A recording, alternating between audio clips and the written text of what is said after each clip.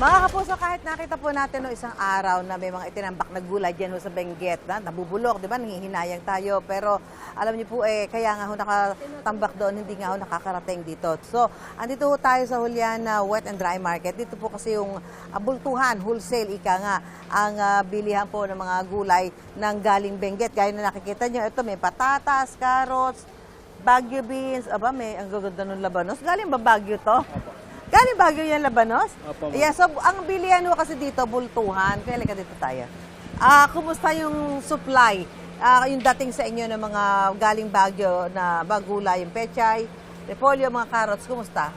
Matumal ba? Okay naman po, nakakaubos naman po. Hindi, yung nanggagaling Baguio, nakakarating ba ng tama sa oras? Medyo nalilate po ng mga konting oras, ma'am. Gano'n? Dalawang oras, ganun. Oo, pero kumusta presyo ngayon? Sakto lang po, yung ano. Yung mga galing Baguio, mura ba, mahal? Ano po, mura lang po, ma'am. Mura lang. Pero kayo, paano benta nyo? Ano lang po, plus 10 lang po per Plus bag. 10 pesos? Opo. 100 Ah, pesos, ma'am. okay. Sa isang Kaya lang dito, sabi nga, ang bilihan bultuhan, ano? Opo. Hindi retail.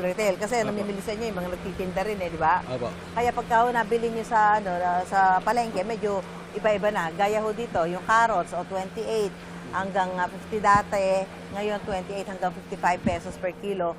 Yung pechay Baguio naman po, dati 17 hanggang 37 pesos, ngayon 47 hanggang 47 hanggang 50 pesos. Yung repolyo, nananatili sa 28 pesos ang kilo. Ang sayote, 11 hanggang 30 pesos, ngayon po umaabot sa 8 and 19. Actually, sayote lagi namang mura, di ba? Hindi naman siya masyado nagmamahal. Ngayon, ang dating ho dito ng supply ng mga galing Baguio, mga gulay galing Baguio ay alas 8 hanggang alas 8 ng gabi.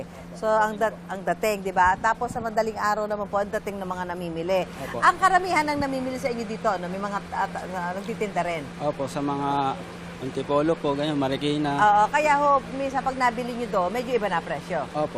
Nagpapatong sila. Iba na rin po yan, may dagdag na rin. Oo, yun po. Ganun na nagkakaroon ng pagkakaiba. Parang halimbawa, binabalita namin, halimbawa, kuya, ito ang pipino. Halimbawa, ito, ano ba to? Isang balot? Magkano yan? Ito po 5 kilos po. Magkano to? Hindi po 80 pesos? 80 po per kilo. Pero, hindi, ito, isang ganyan. Ito po, 400 po. Oh, yan.